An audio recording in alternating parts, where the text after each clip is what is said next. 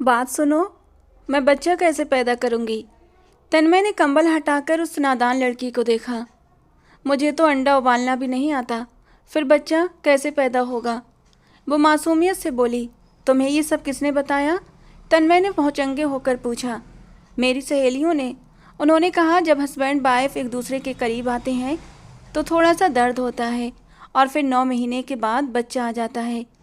लेकिन मैं दर्द कैसे सहूँगी? और जब बच्चा होगा तो उसे यहाँ यहाँ से दूध भी पिलाना है। उसकी ये बेबाक बातें सुनकर तन्मय अपना माथा पकड़ कर रह गया। आओ, मैं तुम्हें सब अच्छी तरह समझाता हूँ कि बच्चा कैसे होता है और फिर वो दूध कैसे पीता है। इतना कहकर तन्मय ने उसका हाथ थाम लिया और अगले ही पल उसकी ढीली सी शर्ट के नीचे अपना हाथ डालते हुए, अगर 2 मिनट के अंदर तुम चुप नहीं हुई तो मुझसे बुरा कोई नहीं होगा। डीएसपी तन्मय माथुर इतनी जोर से दहाड़ा कि कोई भी उसकी दहाड़ सुनकर सहम जाता। फिर वो तो एक नाजुक सी पहले से डरी सहमी लड़की थी। आप मेरे साथ क्या करेंगे? रोना धोना भूलकर वो डर भरी नज़रों से उसे देखने लगी। तन्मय ने सामने बैठी उस मासूम लड़की पर एक नज़र डाली जो अचानक और बस 2 घंटे पहले ही उसकी ज़िंदगी का हिस्सा बनी थी। एक ऐसा हिस्सा जिसे ना वो अपनी ज़िंदगी में रख सकता था और ना ही अपनी ज़िंदगी से निकाल सकता था। बोलिए ना, आप चुप क्यों हो गए? प्लीज़ कुछ तो कहिए, मुझे बहुत डर लग रहा है। मैं तुम्हें जेल में डाल दूंगा। इतना सुनते ही इशिका फिर जोर जोर से रोने लगी। उसका यूं बच्चों की तरह भौं भौं करके रोना तन्मय के कानों में तेल उंडेल रहा था। इस बार तन्मय ने थक कर उसके सामने हाथ जोड़ दिए। देखो लड़की, भगवान के लिए मेरे कानों पर थोड़ा सा रहम करो। लेकिन वो उसकी बात सुने बिना ही अपनी छोटी सी नाक सुकेड़ते हुए बोली, मैं तो आपकी बीवी हूं ना, और अपनी बीवी को कौन जेल में डालता है? मुझे पता है हमारी शादी अचानक हुई है, लेकिन मैंने ये भी सुना है कि ये एक ऐसा पवित्र रिश्ता होता है जो 2 दिलों में मोहब्बत डाल देता है। क्या आपके दिल में मेरे लिए मोहब्बत नहीं आई? वो एक उम्मीद से भरे वो आंखों में उम्मीद भरे उसके चेहरे को देखने लगी। उसकी बातें सुनकर तन्मय के दिल को हल्का सा कुछ हुआ था, लेकिन उसने सर झटका। फिलहाल जाकर सो जाओ, मैं अभी इस बारे में बात नहीं करना चाहता। कल तुमसे डिटेल में बात करूंगा। अपनी बात कहकर तन्मय उठने लगा तो इशिका ने उसका बाजू मजबूती से पकड़ लिया। मुझे यहाँ अकेला मत छोड़िए, मुझे बहुत डर लग रहा है। और फिर आपका ये फ्लैट बहुत डरावना है। सामने रैक में आपकी पिस्टल भी है, उससे तो मुझे और भी डर लग रहा है। अच्छा ठीक है, मैं इसे यहाँ से लेकर जा रहा हूँ, तुम यहीं बैठो। मैं सोचता हूँ तुम्हारे साथ अब क्या किया जाए। सोचना क्या है, आप मेरे साथ एक छोटा सा घर बसा लें। उम्मीद भरी आंखों से तन्मय की ओर देखते हुए इशिका ने धीमी आवाज में कहा। वो उससे नजरें चुराता हुआ अपने कमरे में चला गया। अपनी टाई की नॉट ढीली की और गहरी सांसें लेने लगा। वो लड़की मुझसे बहुत छोटी है, उसने खुद को समझाने की कोशिश की। वो अभी कॉलेज की 2nd ईयर में है और मैं 28 साल का, पूरे 10 साल का फ़र्क। नहीं, मैं उसके साथ शादी करके कोई नाइंसाफ़ी नहीं कर सकता, चाहे वो कितनी भी खूबसूरत क्यों ना हो। ये सोचकर वो लेट गया। अभी 5 मिनट ही हुए थे कि किसी ने उसके दरवाजे पर ज़ोर ज़ोर से दस्तक देना शुरू कर दिया। उसका मन हुआ कि वो डांट दे, मगर उसे मालूम था कि कौन हो सकता है। उसने दरवाज़ा खोला तो सामने इशिका ही खड़ी थी। इस बार उसकी नज़रें झुकी हुई थीं। अगर वो ऊपर देखती तो शायद तन्मय उससे कुछ कहकर डांट भी देता। क्या बात है? उसने थके हुए लहजे में पूछा। वो बाहर ठंड लग रही है, क्या मुझे कंबल मिल सकता है? इशिका ने फिर मासूमियत से अनुरोध किया। तन्मय उसके चेहरे को देखते रह गया। क्या ये सच में इतनी सीधी है या बस मेरे सामने मासूम बन रही है? तभी इशिका ने उसके सामने उंगलियां बजाईं। पिछले 4 घंटों से वो लगातार रो रही थी और अभी थोड़ी देर पहले जेल वाली धमकी सुनकर ही चुप हुई थी। आप मुझे इस तरह मत घूरिए। अगर आप मुझे अपनी बीवी नहीं मानते तो मुझे ऐसे घूरा भी ना करें, वो मुंह बनाते हुए बोली। तन्मय बस उसे देखता रह गया। अगले ही पल वो इशिका का हाथ पकड़कर उसे दीवार के साथ लगा चुका था। उसका चेहरा इशिका के बेहद करीब था। क्या कह रही हो तुम? फिर से कहो। मैं तुम्हें घूर नहीं सकता। वो अपनी उंगली उसके सीने पर हल्का सा रखते हुए बोला तो इशिका डर से चौंक गई। नहीं, मैं ऐसा नहीं कह रही, उसने जल्दी से मना किया। हालांकि थोड़ी देर पहले उसने यही बात बोली थी। शायद वो भूल गई थी कि वो उसका पति है। मैं तुम पर पूरा हक रखता हूँ, वो जो खुद को रोक रहा था अचानक भावनाओं में बहकर ये शब्द कह गया। इशिका उसकी पकड़ में किसी पानी की मछली की तरह हिल रही थी। उसे अपने हाथों की मजबूत पकड़ का एहसास हो रहा था। दर्द की वजह से उसकी आंखों में आंसू भर आए थे। इशिका की बड़ी बड़ी आंखों में आंसू भरते देख तन्मय 2 कदम पीछे हटा। जाओ, ये कंबल उठाकर जाओ और फिर यहाँ मत आना, वरना इस ठंड में अगर जज्बात बेकाबू हो गए तो इल्ज़ाम मत देना। उसकी बात का मतलब समझकर वो जल्दी से बेड से कंबल उठाकर बाहर की ओर भागी थी, लेकिन फिर कुछ याद आने पर एकदम से रुक गई और फिर वापस पलटकर दोबारा से तन्मय के सामने आकर खड़ी हो गई। अगर मैं ये कंबल ले गई तो फिर आप कहाँ सोएंगे? अब उसे तन्मय की चिंता होने लगी। मैं कहीं भी सो जाऊँगा। हाँ, वैसे ये भी अच्छी बात है, आपको कहाँ ठंड लगती होगी। अपनी बात कहकर वो कमरे से बाहर चली गई, जबकि तन्मय उसकी पीठ को घूरता रह गया। आखिर ये लड़की क्या चीज़ थी? मिनटों में ही इसने मुझ जैसे डीएसपी का दिमाग पूरी तरह घुमा कर रख दिया है। जो तन्मय दूसरों को कंफ्यूज कर देता था, वही उस छोटी सी लड़की के सामने खुद कंफ्यूज हो गया था। अलमारी खोलकर उसने अपना दूसरा कंबल निकाला। वो सीधा होकर लेटने ही वाला था कि फिर से दरवाज़ा बजने लगा। तन्मय ने झुंझलाकर दरवाज़ा खोला, लेकिन सामने अब इशिका नहीं बल्कि कार्तिक खड़ा था। तुम यहाँ क्या कर रहे हो? वो ऊंची आवाज़ में बोला। क्या हो गया है, इतना चिल्ला क्यों रहे हो? मैं पूरी तरह से श्योर हूँ कि मैं बहरा नहीं हूँ। मेरे दोनों कान ठीक काम करते हैं और मुझे सब साफ साफ सुनाई देता है, तो मेहरबानी करके अपनी ये चीखें बंद करो। कार्तिक ने कानों में उंगलियां डालते हुए कहा तो तन्मय ने उसे नज़रअंदाज किया और कार्तिक के पीछे खड़ी इशिका को देखा, जो उसके दोस्त के पीछे छिप गई थी। प्लीज़ भाई, इन्हें बोलिए गुस्सा कम किया करें, मुझे भी इनके गुस्से से बहुत डर लगता है। इशिका की आवाज़ सुनकर कार्तिक को अब गुस्सा आया था, और ये गुस्सा इशिका पर नहीं बल्कि तन्मय पर था। वो गुस्से से तन्मय की ओर बढ़ा। पहले मुझे ये बता कि तेरी हिम्मत कैसे हुई मुझसे छुपकर शादी करने की? क्या तूने मुझे इतना गैर समझ लिया कि अपनी ज़िंदगी के इतने बड़े इवेंट के बारे में मुझे बताना ज़रूरी नहीं समझा? क्या यही मेरी औकात है? वो कुछ ज़्यादा ही भावुक होने की कोशिश कर रहा था। ज़्यादा ड्रामे मत करो, ये मेरी बीबी नहीं है। वाह शैम्पी वाह, एक तो तूने शादी कर ली, ऊपर से इस लड़की को इस फ्लैट में रखा हुआ है और मुझे कह रहा है कि ये तेरी बीबी नहीं। तो क्या ये यहाँ पर काम करने वाली मासी है? कार्तिक की आखिरी बात सुनकर इशिका के कान खड़े हुए थे। कार्तिक भाई, मेरी बात सुनिए। हाँ बोलो बहना। आपने उदाहरण गलत इस्तेमाल किया है। अब मैं इतनी भी घटिया नहीं कि आप मुझे काम वाली मासी के साथ मिलाते फिरें। इशिका ने मुंह बनाते हुए शिकायत की। ओह मेरी प्यारी बहन, मुझे माफ़ कर दो। वादा करता हूँ दोबारा आपको शिकायत का मौका नहीं दूंगा। तन्मय काफ़ी देर से उनकी बातचीत सुन रहा था। उसने अभी दोनों को बाहर निकलने का इशारा किया ही था, लेकिन फिर कुछ सोचकर दोनों को अंदर बुला लिया। ये देखकर कार्तिक परेशान हो गया। वो समझ गया था अब उसकी मुश्किल होने वाली है। पहले तो मुझे ये बताओ कि तुमने उसे क्या कहा और उसने तुम्हें क्या बताया? यार, ये बात तुम अपनी बीवी से भी पूछ सकते हो, मुझे क्यों टेंशन दे रहे हो? देखो, मैं तुमसे शिकायत भी नहीं करता। अगर तुमने शादी की है तो तुम्हारा पूरा हक है। तुम्हारी ज़िंदगी है यार, तुम जैसे चाहो अपनी ज़िंदगी जी सकते हो। लेकिन प्लीज़ ये बांस रख दो, बहुत ज़ोर का लगता है। पिछली बार भी तुमने मेरी कमर पर मारा था, नाजुक हिस्सा भी हिला दिया था। अभी मेरे पास इतनी हिम्मत नहीं। अभी 5 मिनट पहले जब कार्तिक वहाँ आया था उसने बेल नहीं बजाई थी, सीधे दरवाज़ा खोला और अंदर दाखिल हो गया था।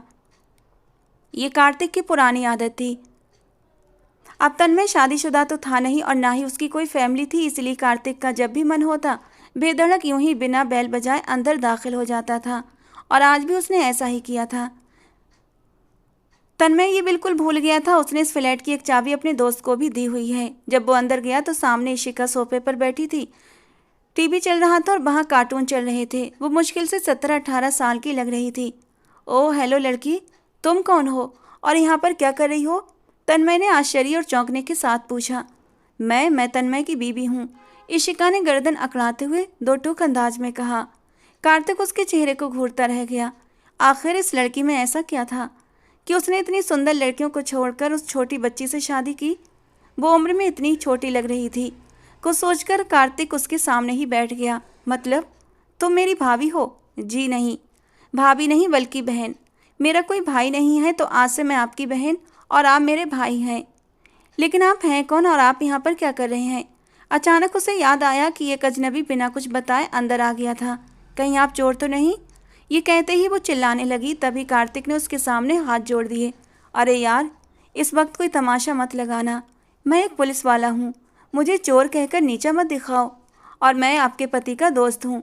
चलो पहले आपके पति से ही पूछते हैं। वो उसे लेकर तन्मय के कमरे की ओर बढ़ गया और अभी वो तन्मय से बचता फिर रहा था।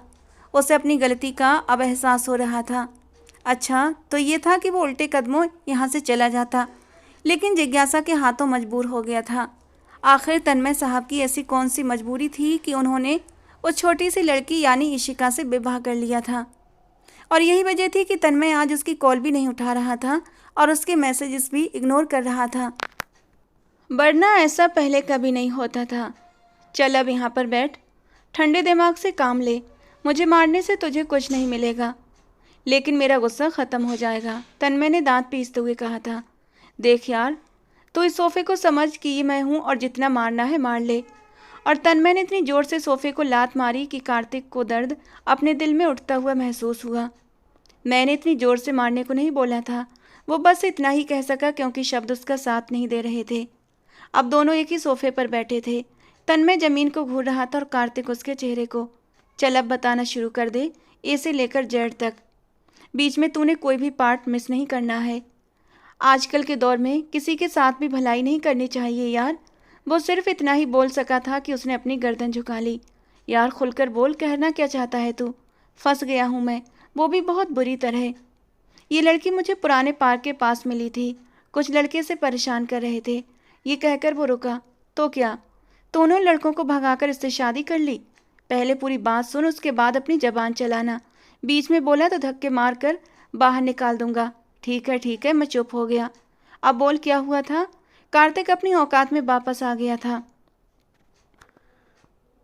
इशिका ईसाई थी और उसके माँ बाप का उसके बचपन में ही देहांत हो गया था। वो अपनी ताई जी के साथ रहती थी। उसकी ताई जी बहुत ही जालिम औरत थीं। जब भी वो उसे मारती या सताती तो इशिका रोती हुई अपनी माँ की कब्र पर चली जाती थी। वो कब्र पर बैठकर फूट फूट कर रोती, उनसे शिकायतें करती और फिर दिल हल्का करके घर लौट आती। रास्ते में ही एक पुराना सा पार्क था। जब वो वहाँ पहुँची तो पहले से कुछ लड़के वहाँ खड़े थे। उन लड़कों ने उसे देखते ही छींटाकशी शुरू कर दी। एक लड़का जो कि नशे में था, वो उसे देखकर सीटियाँ बजाने लगा और अपने दोस्तों से बोला, लो जी, आज रात का तो इंतजाम हो गया। अब इस लड़की को उठाओ, यहाँ से चलते हैं। मैं अब और इधर उधर नहीं घूम सकता। उनका यही काम था, मासूम लड़कियों को उठाना, उनके साथ गलत करना और उनकी ज़िंदगियाँ बर्बाद करना। इशिका उसकी बात सुनकर बहुत ज़्यादा घबरा गई थी। वो उनसे दूर होकर भागने ही लगी थी कि एक लड़के ने पीछे से आकर उसकी गर्दन दबोच ली और फिर उसके हाथ पकड़कर उसे घसीटने लगा। डीएसपी तन्मय, जो किसी ज़रूरी काम के सिलसिले में जा रहा था, उस समय अपनी वर्दी में नहीं था, बल्कि साधारण कपड़े पहने हुए था। रास्ते में जब उसने उस लड़की को उन लड़कों के झुंड में देखा तो जल्दी से गाड़ी को रोक दिया। क्या हो रहा है यहाँ?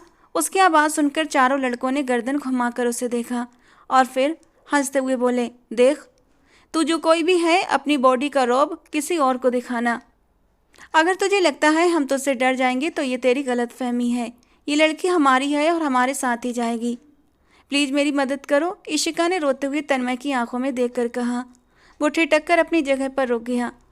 गुस्से से अपनी मुट्ठियाँ भींच ली और फिर कुछ ही देर में उन लड़कों को तहस नहस कर चुका था। वो सब ज़मीन पर गिरे, अब दर्द के मारे तड़प रहे थे।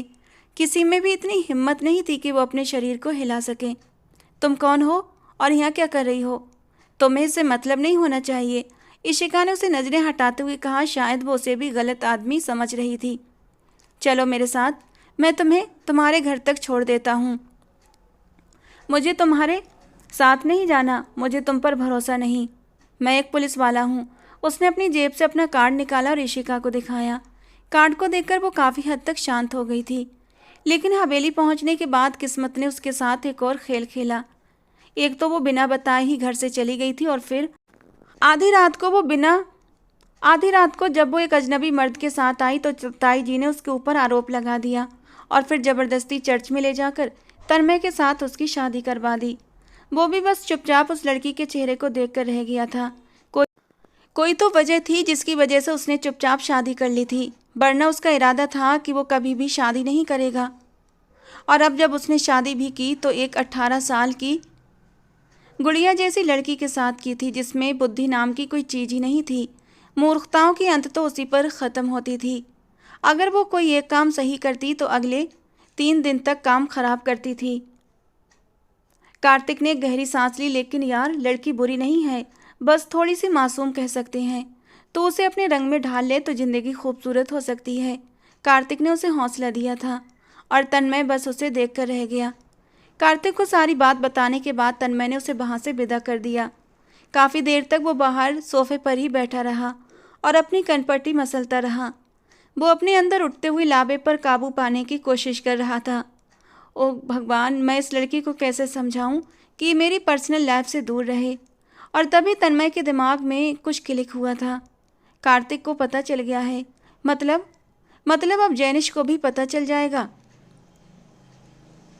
और फिर उसके बाद नहीं, ऐसा नहीं हो सकता। कार्तिक ने मुझसे वादा किया है कि वो किसी को भी नहीं बताएगा। अपने आप को तसल्ली देता हुआ वो कमरे के अंदर दाखिल हुआ, जहाँ पर इशिका उसके बेड पर ही लेटी हुई थी। उसके रेशमी काले बाल उसके शरीर पर और बेड की चादर पर फैले हुए थे। बहुत प्यारे नैन नक्श की मालिक थी ये लड़की। रंग बहुत ज़्यादा दूधिया नहीं था, लेकिन उसकी बादामी रंगत में भी एक कशिश थी। चमकती कांच सी आँखें, छोटी सी नाक और नाक के नीचे खूबसूरत तराशे हुए होंठ। उसके नाजुक और खूबसूरत होंठ देखकर तन्मय एकदम से बेचैन हो गया था। वो खुद पर काबू पाने की कोशिश करता रहा, मगर फिर बुरी तरह असफल हो गया।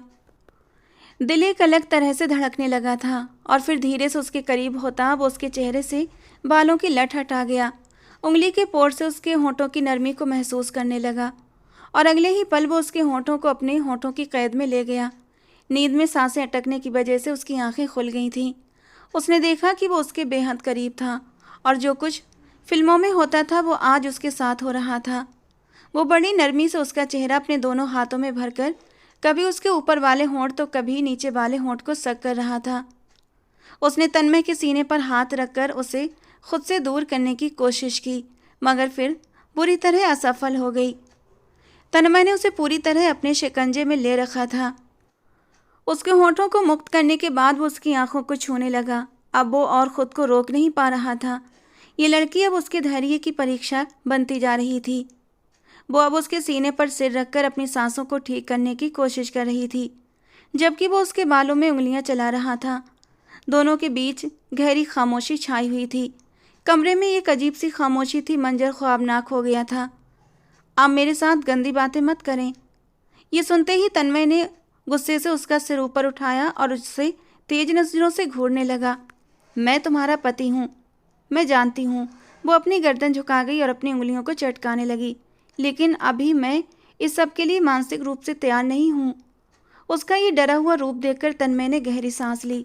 पता नहीं उसे क्या हो गया था, वरना वो खुद इतनी जल्दबाजी के मूड में नहीं था। अच्छा ठीक है, तुम्हारे पास सिर्फ 1 हफ्ते का समय है। अपने आप को मानसिक रूप से तैयार कर लो, क्योंकि उसके बाद मैं तुम्हें समय नहीं दूंगा। क्या तुम प्यार में मजबूर होकर ये सब कर रहे हो? वो वहाँ से जाने ही लगा था कि उसने बेहिचक तन्मय की बाँह पकड़ ली और वो बस उसे देख कर रह गया। फिर कुछ भी कहे बिना वो सोफे पर बैठ गया और जेब से सिगरेट निकाल कर होंठों से लगाई थी। अपनी बात का जवाब न मिलने पर उसने कंबल अपने सिर के ऊपर तान लिया था और फिर कुछ देर के बाद वो भी सोने के लिए लेट गई थी। लेकिन उसकी धड़कनों की आवाज़ बहुत तेज़ थी, जो उसे अपने कानों में सुनाई दे रही थी। उसकी नींद भी उड़ चुकी थी। उसने बेहिचक अपने होंठों पर अपना हाथ फेरा। मीठा मीठा दर्द और चुभन उसे अपने होंठों पर हो रही थी। उंगलियों से होंठों को छूते हुए उसके स्पर्श को महसूस करने की कोशिश की और फिर उसके होंठों पर एक शर्मीली सी मुस्कान फैल गई। ये इंसान इतना भी बुरा नहीं है, उसने अपने आप से कहा। फिर कुछ याद आने पर अपना सर जल्दी से कंबल से बाहर निकाला। सुनिए, अब हमारा बेबी कब आएगा? उसके सवाल पर तन्मय ने पहले हैरत फिर घूर कर उसे देखा। सो जाओ, नहीं आने वाला। मगर मेरे दोस्तों ने तो कहा था कि आप मेरे करीब आएंगे, मुझे थोड़ा सा दर्द होगा और फिर बेबी आ जाएगा। और अभी जब आप मेरे करीब आए थे तो मुझे दर्द हुआ था, यहाँ होंठों पर। सिर्फ होंठों पर दर्द सहने से बेबी नहीं होता, कहीं और भी दर्द सहना पड़ता है। लेकिन तुम उस दर्द के लिए तैयार ही नहीं हो। तो ज़्यादा सवाल जवाब मत करो और सो जाओ आराम से, और मुझे भी सोने दो। उसकी बात पर वो मुंह बनाकर सोने के लिए लेट गई। वो बहुत ही मासूम थी, उसके छोटे छोटे सपने थे। पढ़ाई में उसका बचपन से ही कोई दिलचस्पी नहीं थी और ना ही उसने कभी पढ़ने के लिए जिद की थी। 10वीं क्लास के बाद ही उसने पढ़ाई छोड़ दी थी। ताई जी उसे सारा दिन घर के काम करवाती तो वो भी चुपचाप करती रहती थी। बाकी पारंपरिक लड़कियों की तरह उसके भी कुछ सपने थे, और उन सपनों में सबसे बड़ा सपना ये था कि एक दिन उसके लिए एक राजकुमार आएगा जो उसे उसकी ताई के अत्याचार से आज़ाद करेगा। ये सपना तो उसका पूरा हो गया था। सच में वो उसके लिए राजकुमार बनकर ही आया था, और उसकी पर्सनालिटी भी किसी राजकुमार से कम नहीं थी। लेकिन क्या वो सारी ज़िंदगी के लिए उस राजकुमार के पास रह पाएगी? क्या वो उसे अपनी पत्नी का दर्जा देगा? क्या वो उसे अपने साथ रखेगा? ऐसे सवाल थे जो उसे परेशान कर रहे थे। फिर उसने अपने दिल को समझाते हुए कहा, इन्होंने मुझे किस कर लिया, अब ये मुझे कभी नहीं छोड़ेंगे। उसे लग रहा था कि ये कोई बहुत बड़ा कारनामा है जो उसने अंजाम दे दिया है, जबकि इस कारनामे में उसका खुद का कोई रोल नहीं था। सुबह जब तन्मय सोकर उठा तो उसे अपने सीने पर भारी बोझ का एहसास हुआ। उसने आंखें खोली तो एकदम से दंग रह गया, क्योंकि इशिका उसके ऊपर लेटी हुई थी। बोझ की वजह से ही उसकी आंख खुली थी। उसे याद आया रात को उसे सोफे पर नींद नहीं आ रही थी, तो वो बेड की एक साइड पर आकर लेट गया था। और फिर रात के न जाने किस समय इशिका उसके इतना करीब आ गई थी। धीरे धीरे उसने उसे अपनी बाहों में उठाया और बेड पर लिटा दिया। फिर वो बालकनी में जाकर खड़ा हो गया और गहरी गहरी सांसें लेने लगा। वो अपने आप को काबू करने की कोशिश कर रहा था। रात के वो सारे सीन उसकी निगाहों में घूमने लगे थे जब वो इशिका के करीब हुआ था और उसके नाजुक लबों की चाशनी चुराई थी। रात को मुझे क्या हुआ था? मैं क्यों खुद पर काबू नहीं रख पाया? मैं क्यों भूल जाता हूँ कि वो एक मासूम लड़की है? मेरी ज़िंदगी का कुछ पता नहीं है। वो जिस मिशन पर काम कर रहा था वो बहुत बड़ा और ख़तरनाक मिशन था, और इसमें उसकी जान भी जा सकती थी। वो जानता था कि अगर उसने अपना कंट्रोल खो दिया तो नज़दीकियाँ बढ़ती चली जाएंगी, और कहीं ऐसा न हो कि उसकी नज़दीकियों का फल उसकी कोख में पलने लगे और इधर उसकी मौत की खबर आए। फिर वो लड़की एक बच्चे के साथ इस जालिम दुनिया में कैसे जिएगी? यही सोच सोच कर उसका दम घुटने लगा था। आप इतनी जल्दी क्यों उठ गए? वो आंखें मलती हुई बाहर आई थी और उसके पास जाकर खड़ी हो गई। वो उससे कद में बहुत छोटी थी, मुश्किल से उसके कंधे तक ही आती थी। एक बात तन्मय ने नोट की कि फिलहाल इशिका के मन में रात वाली कोई बात नहीं थी, वरना वो उससे शर्माती घूमती। मुझे तो तुमने उठा दिया। ओह मैंने, सॉरी। उसने जल्दी से माफ़ी मांगी। असल में मुझे डर लग रहा था और ठंड भी लग रही थी। मैंने फिल्मों में देखा है कि अगर इस तरह से आप एक साथ लेटते हैं तो आपको ठंड नहीं लगती। बस इसी वजह से मैं आपके बेहद करीब आकर लेट गई थी। वो बोलती फिर से उसके मन को डगमगाने लगी थी। उसने उसका हाथ पकड़कर उसे अपने पास बिठा लिया। इशिका को देखकर उसके चेहरे पर एक ताजगी भरी मुस्कान आ गई थी। अच्छा, मुझे ये बताओ कि तुमने फिल्मों में और क्या देखा है? वो अपने दिमाग पर जोर डालने लगी। और मैंने देखा है लड़का लड़की एक दूसरे को किस। बाकी के शब्द उसके मुंह में ही रह गए। रात के दृश्य उसकी आंखों के सामने घूमने लगे। रात को सोने से पहले उसने अपने आप से तय किया था, चाहे कुछ भी हो जाए अब वो तन्मय के सामने नहीं जाएगी। लेकिन अब जब वो नींद में उठकर आई थी तो रात के सब पल भूल गई थी। लेकिन अब उसे कुछ भी समझ नहीं आ रहा था। नींद उड़ गई और दिन में तारे दिखने लगे। तो हमने भी तो किया है ना? जानती हो किसके आगे कौन सी मंजिल तय करना पड़ती है? ये कहकर वो उसकी गर्दन में बाहें डालकर उसे अपने पास कर गया। दोनों की नाक एक दूसरे की नाक के साथ टच हो रही थी जब उसने उसके सीने पर हाथ रखते हुए उसे खुद से दूर करने की कोशिश की। क्या आपका कोई परिवार है? ये शब्द नहीं थे बल्कि ये खंजर थे जो सीधे तन्मय के सीने में चुभ गए। उसके सारे जख्म फिर से हरे हो गए। उसने बेहद गुस्से से इशिका की बाह झटक दी और लंबी लंबी सांसें भरता हुआ कमरे के अंदर चला गया। वो उसके पीछे पीछे आई थी, मगर वो वॉशरूम में फ्रेश होने के लिए चला गया। अब इसमें इतना गुस्सा होने वाली कौन सी बात थी? कहीं ऐसा तो नहीं कि इनके परिवार वालों ने भी इनके साथ अन्याय किया है? फिल्मों में तो ऐसा ही दिखाते हैं। वो अपने छोटे से दिमाग पर जोर डालने लगी। खैर जो भी था, उसे अपने पति का ये अंदाज बिल्कुल भी पसंद नहीं आया था। केवल एक ही दिन में और कुछ ही घंटों में वो उसे अपना पति मानने लगी थी।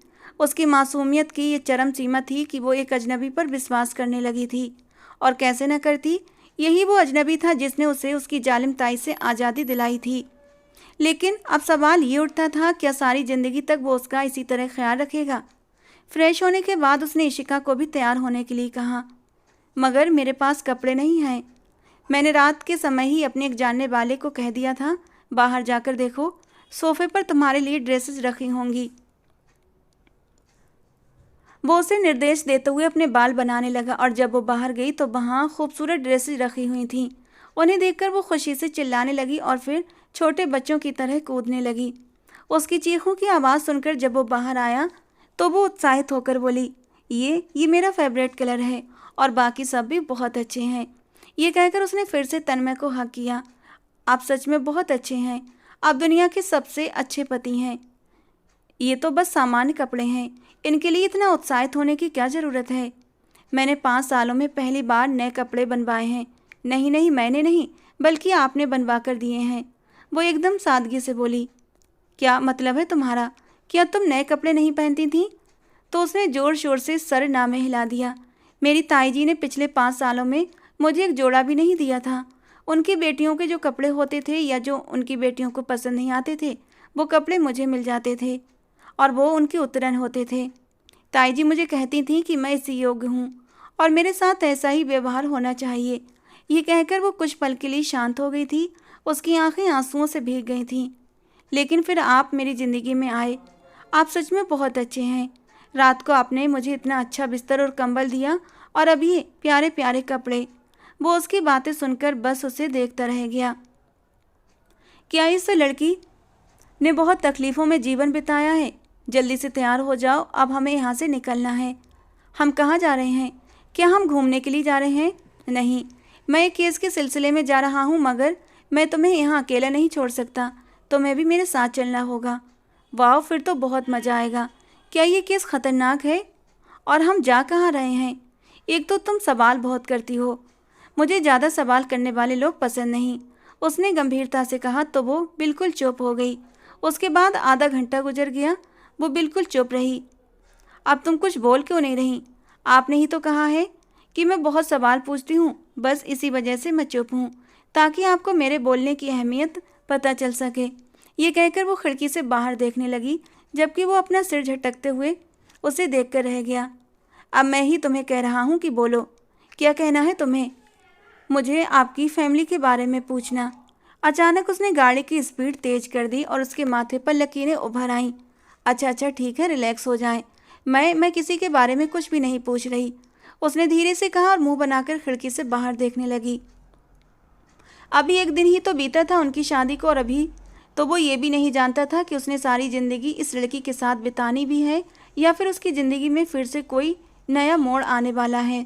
सुनिए, मुझे बहुत भूख लग रही है, मुझे खाना खाना है।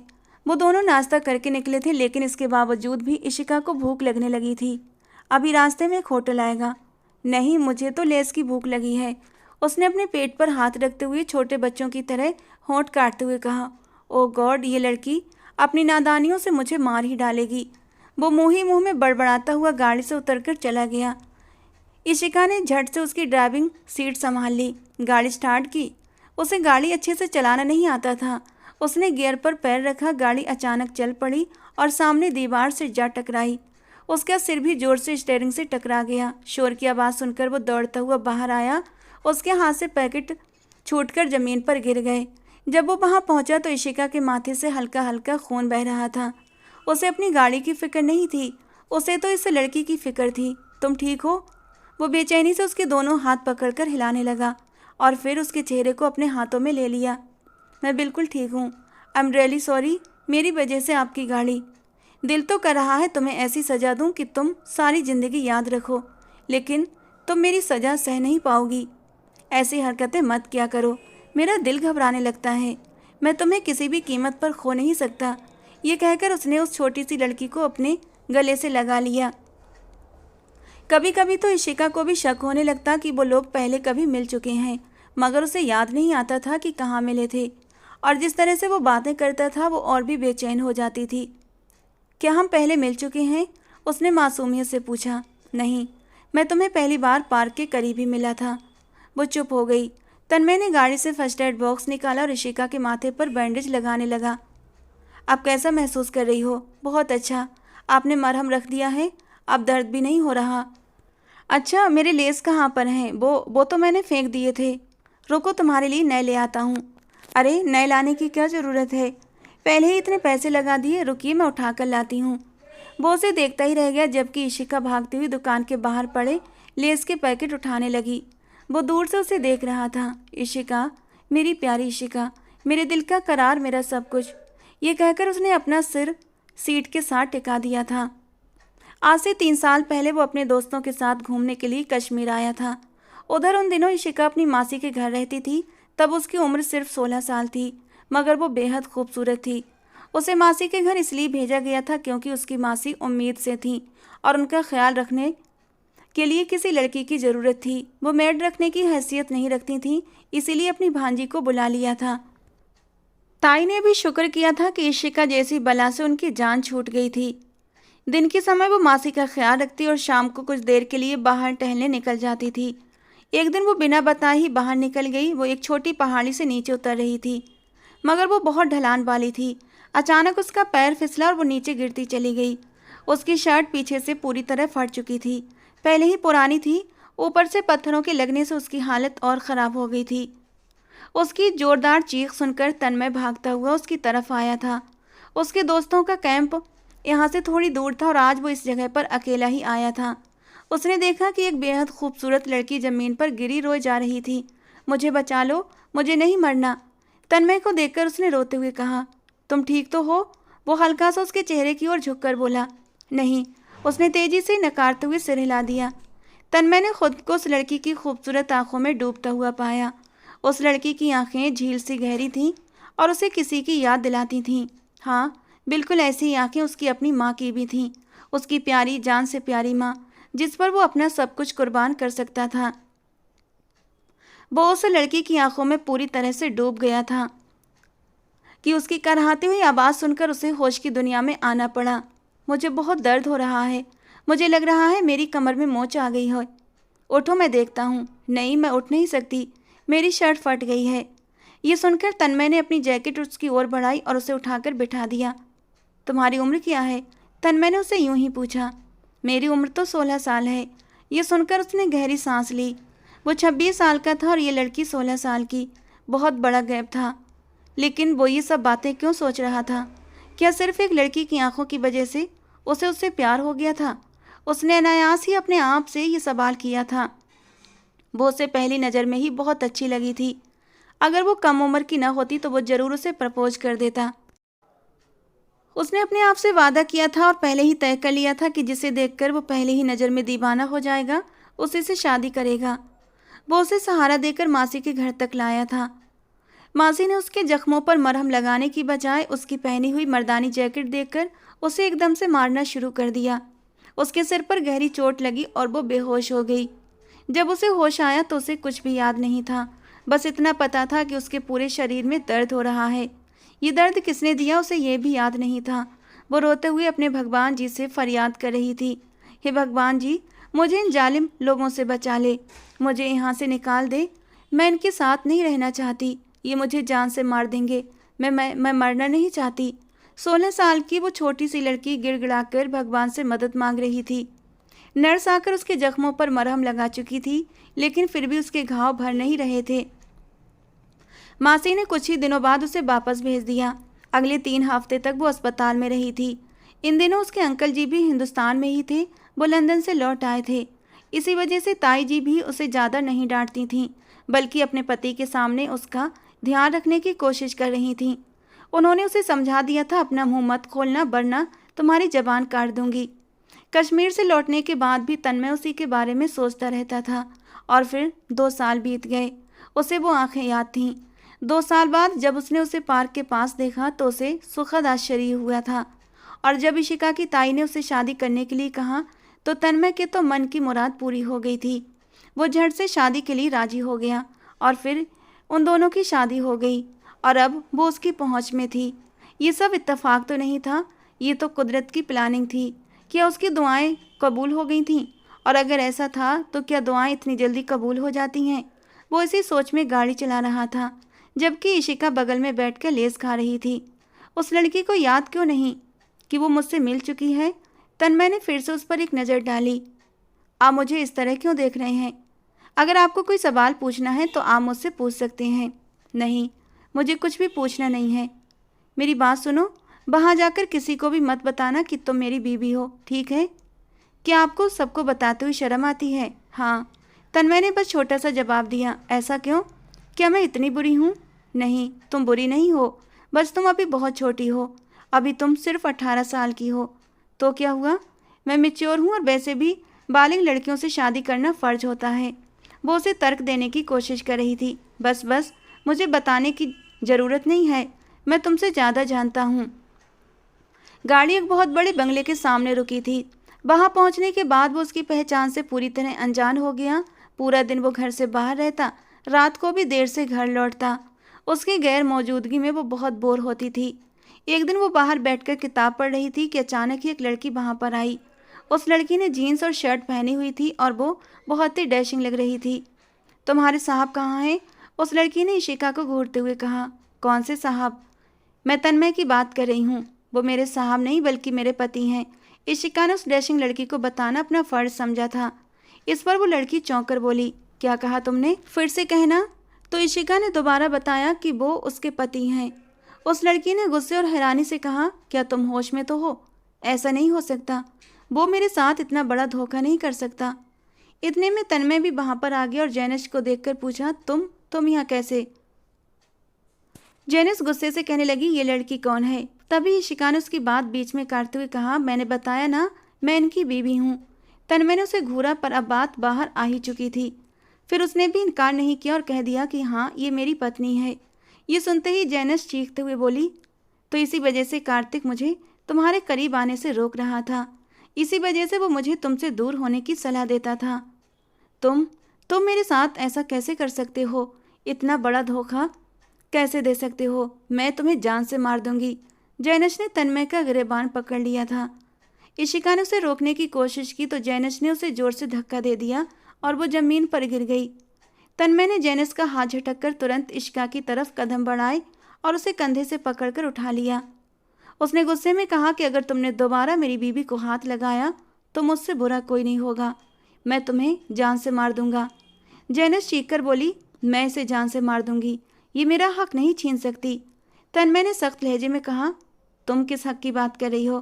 तुम पर मेरा कोई हक नहीं, सिर्फ मेरी बीवी का हक है, और अगर तुमने उसे हाथ भी लगाया तो मैं तुम्हारे हाथ काट दूंगा। वो इशिका को अपनी बाहों में संभालते हुए बोला। जैनिश रोते हुए घुटनों पर बैठ गई और बोली कि मैंने तुम्हारे लिए क्या नहीं किया, लेकिन तुमने मुझे धोखा दिया। वो जानबूझकर ऐसे शब्द बोल रही थी ताकि इशिका और तन्मय के बीच गलतफहमी पैदा हो। तन्मय ने सख्ती से कहा कि एक तरफा मोहब्बत की कोई कीमत नहीं होती। मैंने पहले ही कहा था कि मुझे तुम में कोई दिलचस्पी नहीं, और अगर तुम्हारे दिल में मेरे लिए कोई भी जज्बा है तो उसे निकाल दो। तुमने मेरी बात नहीं मानी, और आज जो दर्द तुम्हें हो रहा है वो तुम्हारी अपनी वजह से है। अगर तुम उसी समय रुक जाती तो आज ये हालत न होती। अब तुम जाओ यहाँ से और दोबारा मेरे घर मत दिखना, नहीं तो मैं तुम्हें धक्के मारकर अपने घर से निकाल दूंगा। तुम इस काबिल नहीं हो कि मैं तुम्हें अपने घर भी आने दूं। मैं तो तुम्हें सिर्फ कार्तिक की वजह से तुम्हारा लिहाज करता था। वो कार्तिक की बहन थी और तीनों एक साथ पुलिस डिपार्टमेंट में भर्ती हुए थे। कार्तिक जानता था कि उसकी बहन उसके दोस्त के पीछे पागल है, और इसी वजह से वो अक्सर परेशान भी रहता था, क्योंकि वो अपने दोस्त को भी जानता था तन्मय को जैनिश में कोई दिलचस्पी नहीं थी, और उसे यह भी पता था कि जैनिश उससे सच्चा प्यार नहीं करती थी। वो सिर्फ अपनी जिद पूरी करना चाहती थी, और उसकी जिद ये थी कि तन्मय हर हाल में उसका हो जाए। दोनों के बीच किसी बड़े झगड़े से पहले ही कार्तिक वहाँ आ गया और उसने अपनी बहन को घसीटते हुए ले गया। जाने से पहले उसने तन्मय और इशिका से माफ़ी भी मांगी। कहने लगा कि माफ़ कर देना, मैं नहीं चाहता था कि ऐसा कोई हंगामा हो। फिर कार्तिक उसे लेकर चला गया। उसके बाद वो फिर से इशिका की तरफ मुड़ा और उसके हाथ अपने हाथों में लेते हुए पूछा, तुम ठीक तो हो? इशिका की आंखों से आंसू टूटकर तन्मय के हाथों पर गिरे। मैं बहुत डर गई थी। मुझे लगा कि फिर वही सब होने वाला है। मुझे लगा ताई जी की तरह वो भी मुझे बहुत मारेगी और कोई मुझे बचाने वाला नहीं होगा। मुझे लगा आप उसकी ही साइड लेंगे। ये सुनकर तन्मय का दिल जोर से धड़का। उसने पूछा कि तुम्हें ऐसा क्यों लगा कि मैं तुम्हारा साथ नहीं दूंगा? इशिका ने कहा, क्योंकि आप मुझे पसंद नहीं करते। अगर मैं आपको पसंद होती तो आप मुझसे मोहब्बत करते, मेरा ख्याल रखते, मेरे साथ वक्त बिताते। लेकिन आपको मेरी जात में कोई दिलचस्पी नहीं है। तन्मय ने पूछा, और ये बातें तुम्हें किसने बताई? इशिका ने बताया कि उसे ये सारी बातें नौकरानी ने बताई हैं। तन्मय झुंझलाते हुए बोला कि नौकरानी को तो मैं देख लूँगा, ऐसा कुछ भी नहीं है। तो फिर आप मेरे करीब क्यों नहीं आते? ये सुनकर वो अपनी जगह पर ठिठक गया। इन बातों को सोचने की बजाय अपनी पढ़ाई पर ध्यान दो। 10वीं तो तुम पास कर चुकी हो, अब मैं तुम्हारा कॉलेज में एडमिशन कराऊंगा। नहीं, अब बहुत समय हो गया, मैं बड़ी भी हो गई हूँ। मैंने भी इसी उम्र में कॉलेज में एडमिशन लिया था, इसीलिए तुम चिंता मत करो। आप में और मुझ में ज़मीन आसमान का फ़र्क है। आप बहुत लायक हो और मैं हद से ज़्यादा नालायक। फ़र्क नहीं पड़ता, मैं तुम्हें लायक बना दूंगा। मैं आज ही तुम्हारा यहाँ के किसी कॉलेज में एडमिशन कराऊंगा। 1 साल के लिए हम यहाँ रहेंगे और फिर उसके बाद मैं तुम्हारा ट्रांसफ़र करवा दूंगा। ये कहकर उसने उसके गाल थपथपाए और उसका हाथ पकड़कर हवेली के अंदरूनी हिस्से की तरफ ले गया। वो भी उसके साथ खींची चली जा रही थी। उसने इशिका की सारी शिकायतें दूर कर दी। अब वो उसके साथ समय भी बिताता था, उससे प्यार भी जताता था, उसका ख्याल भी रखता और उसकी छोटी छोटी इच्छाओं को भी पूरा करता। अक्सर वो उसे अपने साथ घुमाने भी ले जाता। वे दोनों एक दूसरे के काफ़ी करीब आ गए थे और एक दूसरे को समझने भी लगे थे। इशिका को भी पता होता था कि किन किन बातों पर उसका मूड ख़राब होता है और वो कोशिश करती कि उन कामों से बचा जाए। और जब भी वो गुस्से में होता तो वो उसे अकेला छोड़ देती, उसे परेशान नहीं करती थी। इशिका की यही आदतें उसे बहुत पसंद थीं। वो शुरू से यही तो चाहता था कि जो भी औरत उसकी ज़िंदगी में शामिल हो वो उसे समझने वाली हो। अब इशिका की सूरत में उसे वो औरत मिल गई थी, लेकिन उसके कम उम्र होने की वजह से वो उससे दूरी बनाकर रखता था। लेकिन फिर बीच में कुछ ऐसे पल भी आते थे कि वो खुद को बिल्कुल बेबस महसूस करता। दूसरी तरफ वहाँ की बूढ़ी नौकरानी ने इशिका को सारी बातें समझा दी थीं कि उसे अपने पति के करीब कैसे जाना है और उसकी नज़दीकियाँ कैसे हासिल करनी है। अब वो पहले से भी ज़्यादा समझदार हो गई थी। उस दिन इशिका की तबीयत अचानक बहुत ज़्यादा ख़राब हो गई थी। तन्मय पूरी रात उसकी वजह से जागता रहा और उसके सिरहाने बैठा रहा। वो जरा सा भी खांसती तो तन्मय बुरी तरह बेचैन हो जाता था और ये बात इशिका जानती भी थी और महसूस भी कर रही थी। सुबह के समय जब उसे थोड़ा होश आया तो उसने तन्मय का हाथ पकड़कर उसे अपने करीब करते हुए कहा, प्लीज़ तन्मय, अब मुझसे और दूरियां मत बढ़ाइए, ये सब मुझसे सहा नहीं जाता। अगर आप मेरी उम्र की वजह से मुझसे दूर हो रहे हैं तो ये कोई बहुत बड़ा कारण नहीं है। मैं आपसे बहुत प्यार करती हूँ और आपके साथ पूरी ज़िंदगी बिताना चाहती हूँ। मैं आपके साथ एक छोटे से परिवार की शुरुआत करना चाहती हूँ। आप जानते हैं कि अतीत में मेरे साथ जो कुछ हुआ उसके बाद आपका साथ मिलना मेरे लिए कितनी बड़ी खुशी की बात है। ये कहकर वो फूट फूट कर रोने लगी। प्लीज़ मुझसे दूर मत रहें, मैं भी तुमसे बेहिसाब प्यार करता हूँ। मैं तुमसे वादा करता हूँ जैसे ही मिशन सफल हो गया हमारे बीच की सारी दूरियां ख़त्म हो जाएंगी। मैं खुद भी अब तुमसे दूर नहीं रह सकता। तुमसे दूर रहना मेरे लिए दुनिया का सबसे मुश्किल काम है। मैं जानता हूँ और मेरा भगवान जानता है कि कितनी मुश्किल से मैंने खुद को संभाला हुआ है। मैं बस इसीलिए दूर रहता हूँ ताकि आगे चलकर तुम्हें किसी तरह की परेशानी ना हो। ये कहकर उसने अपना सर इशिका के कंधे पर रख दिया और वो प्यार से उसके बालों में उंगलियां फेरने लगी। क्या तुम जानना चाहती हो कि मेरे अतीत में क्या हुआ था? आज वो उससे पूछ रहा था। वो जो हमेशा इस सवाल पर गुस्सा हो जाता था आज खुद ही बताने के लिए तैयार था। इशिका ने तुरंत हाँ में सिर हिला दिया। मैं सिर्फ 8 साल का था जब मेरी माँ को मार दिया गया था। ये कहकर वो कुछ पल के लिए चुप हो गया। इशिका के सीने पर उसके आंसू गिरे तो वो बेचैन हो उठी। आप रो रहे हैं? नहीं, मैं नहीं रो रहा। उसने जल्दी से अपने आंसू पोंछे। 5 साल का था जब चाचा ने मुझे धक्के देकर हवेली से निकाल दिया। मेरे पापा ने मेरी माँ से पसंद की शादी की थी। हवेली में कोई भी मेरी माँ को पसंद नहीं करता था। पापा के रहते हुए भी सब लोग उन्हें तंग करते थे, लेकिन मेरी माँ सब सह जाती। मैं 5 साल का था, फिर भी मुझे पता था मेरी माँ कितनी तकलीफ में रहती हैं। मुझे लगता था कि मैं सारी दुनिया तबाह कर दूं। जो भी मेरी माँ की आंखों में आंसू लाए मैं उसे मिटा दूं। लेकिन मैं बेबस था क्योंकि मैं बहुत छोटा था और फिर जब पापा नहीं रहे तो हवेली वालों का जुल्म मेरी माँ पर और भी बढ़ गया। एक रात उन्होंने हमें धक्के मारकर हवेली से बाहर निकाल दिया। मेरी एक मासी थी जो कि विधवा थी और अकेली रहती थी। मेरी मासी ने अपनी सारी दुनिया मेरे इर्द गिर्द बसा ली थी। मैं अपनी माँ और मासी का बहुत लाडला था। वो मुझे बहुत पढ़ाना चाहती थीं और मुझे एक पुलिस अफसर बनाना चाहती थीं। ये कहते हुए तन्मय हल्के से मुस्कुराया। मैं भी चाहता था कि मैं अफसर बनूं और फिर अपने परिवार वालों से अपना हक वापस लूं। मैं चाहता था कि मैं वर्दी पहनकर अपनी माँ के सामने जाऊं और वो मुझ पर गर्व करें, लेकिन मैं वो वक्त न देख सका।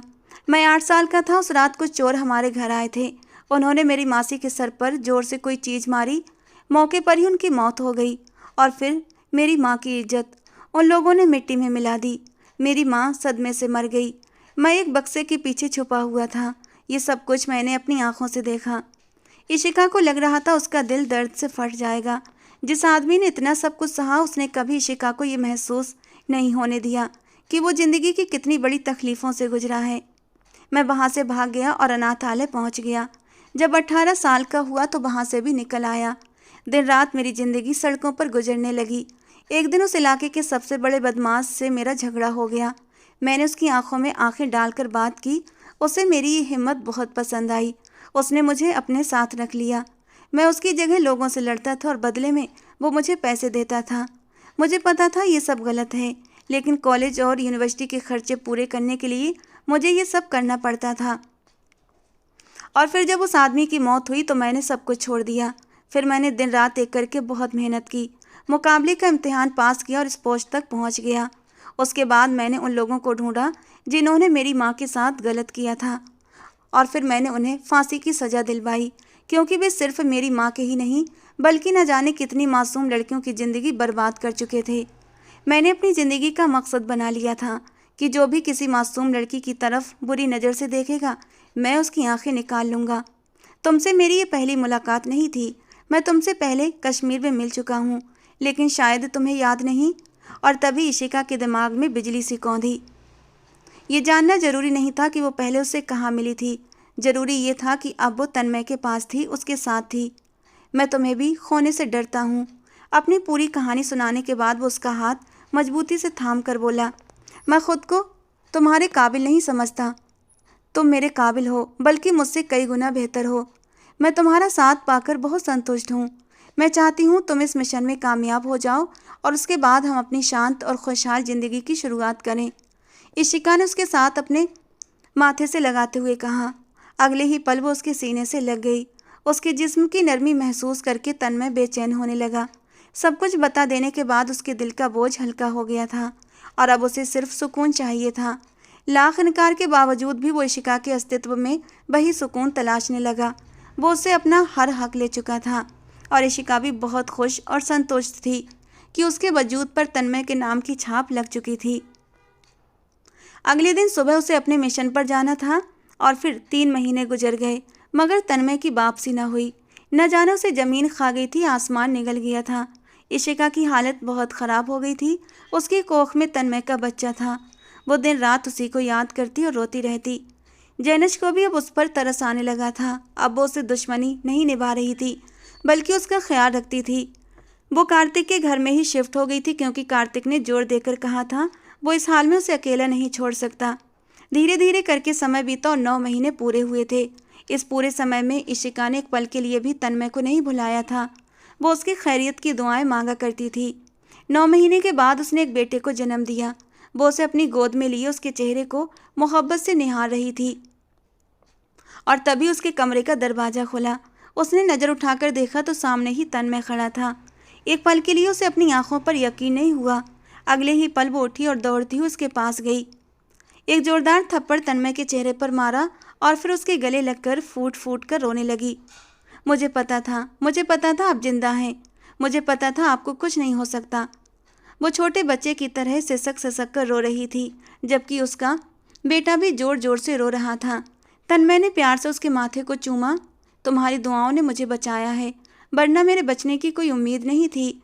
शायद मुझे इसी वजह से नई जिंदगी मिली, ताकि मैं तुम्हारा और अपने बेटे का ख्याल रख सकूं। यह कहकर वो अपने बेटे की तरफ बढ़ा, जो बिल्कुल उसी पर गया था। फिर वो अपनी पत्नी की खूबसूरत आंखों में झांकने लगा, जो उसे उसकी माँ की याद दिलाती थीं। अचानक ही उसने उसकी आंखों को चूम डाला। हम एक नई जिंदगी की शुरुआत करेंगे, एक छोटी सी प्यारी सी जिंदगी जिसमें हम दोनों होंगे। इशिका तन्मय के प्यार में निखरने लगी थी। उसने जितनी भी कमियां थीं वो सब पूरी हो रही थीं। दोनों एक पूर्ण इंसान एक दूसरे के साथ मिलकर पूरे हो गए थे। इशिका बाद में एक बार अपने अंकल जी से मिलने गई थी, मगर उन्होंने नफरत का इजहार किया।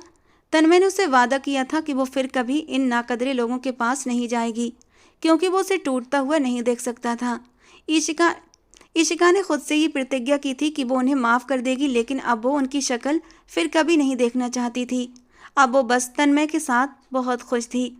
दोस्तों, आज की कहानी कैसी लगी कमेंट बॉक्स में ज़रूर बताना। पसंद आई हो तो प्लीज़ लाइक करना। ऐसी ही और कहानियों के लिए हमारे चैनल से जुड़े रहें। मिलते हैं दोस्तों अगली किसी नई कहानी के साथ।